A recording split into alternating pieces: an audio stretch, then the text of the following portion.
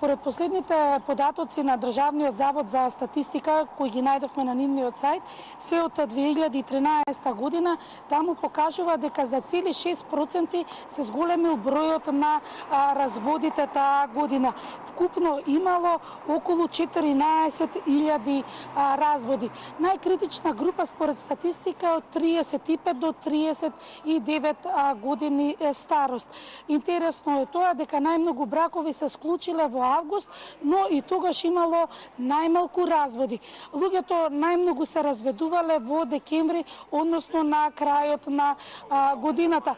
Така кажува статистиката, но во секојдневниот живот, освен што се разведуваат родителите, за жал се разведуваат и нивните деца. Децата треба да изберат помеѓу двајцата родители, некогаш немаат можност, но тоа е најтешко за децата. За оваа тема за заедничко старателство со цел децата да имаат посреќен живот, да се и со двајцата родители, разговараме со Драги Змијанац од организацијата Меѓаши, која што секогаш работи во интерес и помага со проекти на децата. Господине Змијанац, заедничко старателство, што значи тоа? Повеќе да нема викенд тато и викенд мама, и кој е подносител на оваа иницијатива? Тоа значи дека ние конкретно како прва детска амбасада во светот Меѓаши даваме поддршка на оваа граѓанска иницијатива на група родители и татковци и мајки кои сметаат дека се обесправени на самиот старт кога настанува разводот. Тие се залагаат за споделено подеднакво заедничко старателство и заедничко одговорно родителство и по разводот. Тоа значи да нема обесправеност и стартната позиција да биде подеднаква иста. Тоа значи многу работа за Центарот за социјална работа. Ако се воведе заедничкото старателство и заедничкото одговорно родителство, тогаш ќе треба Центарот за социјална работа да направи поголем напор да го следи одговорното родителство, дали родителот навистина води грижа, додека е старател, и во случај ако не е добар родител, да му се одземе старателството, тогаш може да остане само на викенд татко или мајка. Дури може и тоа да му се одземе ако исто така не биде одговорен и за време на викенд. Но стартната позиција е дискриминирачка или обесправувачка за било кој да е викенд татко или мајка. И мислам дека оваа иницијатива функционира во други земји, дали ќе се вика подеднакво споделено заедничко старателство, не треба да го исклучи родителството. Одговорното родителство, додека детето е кај едниот или кај другиот родител, и тоа би требало да помогне во сплотување и зближување на заедничката одговорност на родителите кон детето, и детето да не чувствува дека неговите родители покрај тоа што се разведени го губи едниот или другиот родител. Попластично објаснато, во текот на неделата значи дека нема поделеност детето дали да биде кај таткото или кај мајката, сепак ќе треба да се слушнат родителите, да има некое разбирање и договарање помеѓу нив. Се оди на договор. Разбрани луѓе се договарат. Во случај ако има проблем, тогаш треба Центарот за социјална работа да процени дали тоа физички 15 дена ќе биде кај едниот или кај другиот, или на пример подолго време кај едниот. Но не треба да биде исклучен вториот родител како старател да има право на квалитетна, добра комуникација со своето дете.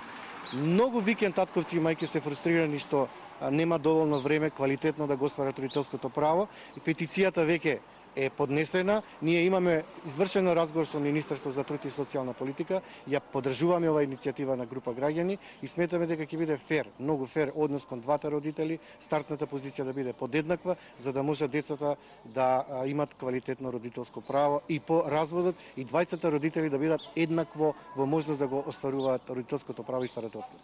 Правите редовно истражување, во вашиот тим има психолози и социјални работници.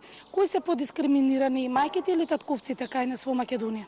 За жал, ние на нашиот СОС телефон 20.000 дојави, на второ место се бракоразводните постапки и траумите кои децата ги трпат при бракоразводните постапки. Наше убедување е дека деца од 6 до 10 години имаат доволна емоционална зрелост да при интервју кажат со кој родител имаат подобра емоционална врска и со кој родител би сакал. Меѓутоа, замислете вие и да се изјаснат со кој родител сака. Самото тоа што едниот родител има поголемо право, односно право на старателство, го невозможува детето да бира и за вториот родител да биде во подеднаква состојба. И кога физички ќе биде едното дете доверено кај еден родител со право на старателство, нормално он има поголемо влијание кон детето и неговото мислење кон другиот родител, и тогаш колку и да се труди викенд татко таткот или мајката има потешкоти да оствари брза квалитетна комуникација бидејќи веќе е во дефицит на време. И сега вие кога ќе дадете можност подеднакво старателство, тоа значи подеднакво време и подеднаква можност. Но тоа не значи дека треба да биде загарантирано еднаш за секогаш. Ви имало случаи кога деца со право на видување биле силувани, злоупотребени, малтретирани. Тоа значи Центарот за социјална работа ќе има дополнителна работа да врши увид за квалитетно стварување на родителско право и правото на старателство или правото на викенд видување. Кои се вашите очекувања и предвидувања? Дали со ова може, например, да настане поголем проблем или да речеме уште подобро да дојде до зближување па и помирување на родителите? Многу е добро што оваа граѓански иницијатива поддржуваат и мајки.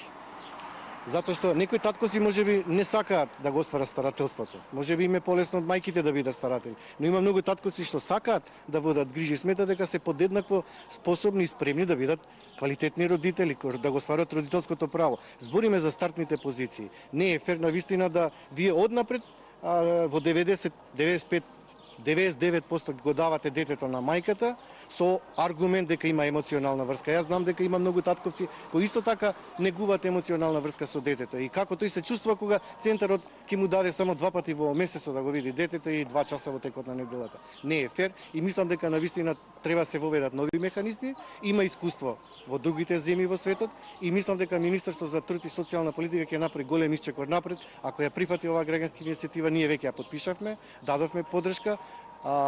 Човек за во јавноста кој ја поддржа оваа иницијатива е Кристина Арнаудова и заедно со првата детска амбасада во Светот Мегеши им посакувам успех на оваа граѓанска иницијатива во која членуваат и мајки и татковци, и баби и дедовци, и вујки и вујковци и вујни и чичковци и стрини.